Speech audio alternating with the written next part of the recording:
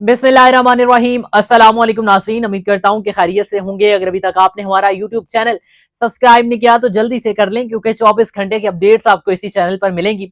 9 मई 2023 हर जानिब सजाएं हो रही हैं और फैसलाबाद में पहले 3 मुकदमात में सजाएं सुनाई गई और अब चौथे मुकदमे की सजा भी सुना दी गई है, जिसमें मजमूई तौर पर 109 मुल्ज़िमान थे जिनका ट्रायल हुआ।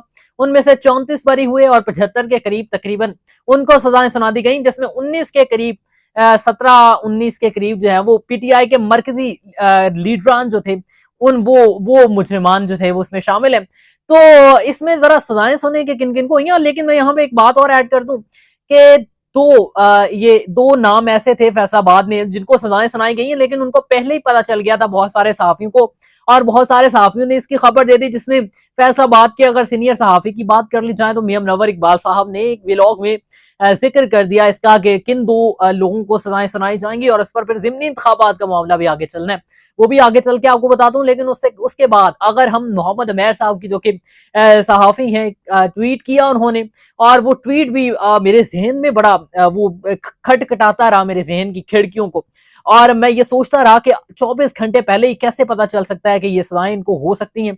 उन्होंने नाम तो नहीं लिए, लेकिन दो ऐसे उन्होंने बताए अरकान जो कि कौमी असम्बली के रुकन थे। अब जरा सुन भी लीजिए, आगे मजीद इंतजार नहीं करवाना आपको। सबसे पहले तो राना सनाउल्लाह के डेरे पर हमला करने का चौथा और आखिरी केस था ये। फैसलाबाद की इंसदाद दहशतगर्दी अदालत के जज शेख जावेद ने यह फैसला सुनाया। 109 मुल्जिमान, जो कि मैं आपको पहले बता चुका हूं, 75 मुल्जिमान को सजाओं का हुक्म हुआ, जबकि 34 मुल्जिमान को बरी कर दिया गया है। अब इसमें जो पीटीआई की मरकजी कायदीन है का शिबली फराज, उमर यूब, सरताज गुल, कमल शोसेब, इस्माइल सीला समेत 59 अफराद जो हैं उनको 10-10 साल कैद की सजा हुई है, जबकि शेख शाहिद जवेद, अफजाल तैयब समेत 16 अफराद जो हैं उनको 3-3 साल कैद की सजा सुनाई गई है। इनमें से जरा सुनिएगा, ये जो आप नाम सुन रहे हैं इस्माइल सीला साहब का, इनको 10 साल कैद की सजा हुई है। वही रुकन असम्बली है जिनके बारे में ये बात की जा रही है। शेख शाहिद जवेद साहब यही रुकन असम्बली है जिनके बारे में बात की जा रही है कि इनको सजाएं होनी थी और ये रगड़े गए और 10-10 साल कैद की सजा। इससे पहले भी जरताज गुल साहिबा हो, उमर यू साहब हो और शिबली फराज साहब हो, इनके लिए तो अब ये आम बात हो गई है 9 मई के केसेस में इनको सजा होने की, क्योंकि दिगर जो अदालतों में मामला चल रहे थे उनमें भी इनको सजाएं हुई हैं। और मजमूई तौर पर अगर फैसलाबाद की बात कर ली जाए तो इनको ये जो 4-5 मैंने नाम लिए, मजमूई तौर पर इनको 40 साल कैद की सजा सुना दी गई है तमाम मुकदमात को मिलाकर। जबकि जो बाकी लोग हैं उनको, जिनको 3-3 साल कैद की सजा सुनाई गई, वो थोड़ा सा समझ लें कि वो राना सनाउल्लाह के घर से थोड़ा पीछे ही थे, और जो थोड़ा करीब गए थे उनको फिर 10 साल हो गई, जो थोड़ा पीछे रह गए उनको 3 साल हो गई। तो अब राना सनाउल्लाह के डेरे में जो फवाद चौधरी साहब हैं और जैन कुरैशी साहब थे, इनके नाम भी नामजद थे। लेकिन मजे की बात यह है कि फवाद चौधरी साहब बाइज्जत बरी हैं और उसके बाद जैन कुरैशी साहब बाइज्जत बरी हैं, और पिछले भी सारे मुकदमात में ये बाइज्जत बरी हैं। अब यहां से आप ये हिसाब लगा लें कि फवाद चौधरी जो है वो तमाम मुकदमात में बरी हो जाते हैं और जैन कुरैशी साहब तमाम मुकदमात में बरी हो जाते हैं, जबकि बाकी तमाम पीटीआई की क्यादत को सजाएं सुनाई जाती हैं। तो इससे आप अब अंदाजा लगा सकते हैं कि ये फैसला किस किस्म का है। और इसके बाद फरूख हबीब का भाई जो है वो नबील, जो कि साबिक एमपी मियां वारिस का भाई सनाउल्लाह भी मुल्जिम नामजद थे इनमें।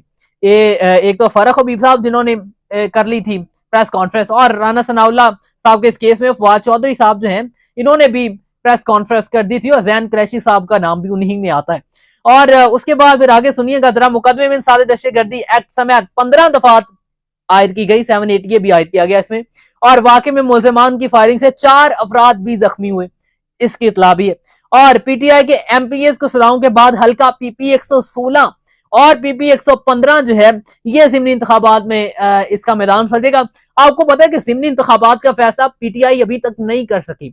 पीटीआई के सबसे पहले तो इमरान खान साहब ने ये कह दिया था कि ये फैसला जो है ये मैं खुद करूंगा और हमने ज़िमनी इंतखाबात में नहीं जाना। लेकिन उसके बाद फिर फैसला आता है कि कमेटी जो है वो मिलकर फैसला करेगी, और फिर उस पर कमेटी बैठी भी, लेकिन अभी तक पीटीआई के जो आज की अपडेट है, पीटीआई अभी तक इस पर फैसला नहीं कर सकी ज़िमनी इंतखाबात में जाना या नहीं जाना।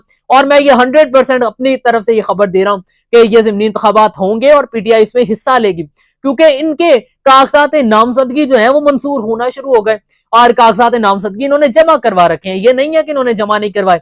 अगर इन्होंने ना जाना होता, टोटली बाइकआउट करना होता, तो फिर ये कागजात नामजदगी जो है वो जमा ना करवाते, लेकिन ये करवा चुके हैं। राना सनाउल्लाह साहब के मुखालिफ जो है वो भी पंजाब में हो चुके हैं। अब देखें कि राना सनाउल्लाह साहब के लिए मैदान जो है वो ये सजेगा, और राना सनाउल्लाह साहब के लिए ये सीटें भी खाली हो चुकी हैं, 115 116। अब जीतना यहाँ पे है। अब ये सब जब नीचे से एमपीएस दोबारा से खड़े होकर जीतेंगे, वो राना सनाउल्लाह साहब को जितवाएंगे आगे, तो फिर राना सनाउल्लाह साहब सेनेटर मुंतखब हो जाएंगे। और ये भी मैं अभी खबर दे रहा हूं आपको, ये भी होने वाला है, अब अनकरीब देखेंगे। और जाहिर सी बात है कि अब जब इतनी सीटें नून लीग के पास ऑलरेडी हैं और राना सनाउल्लाह साहब को नामजद कर रही हैं, इसके पीछे कोई ना कोई सियासत तो है।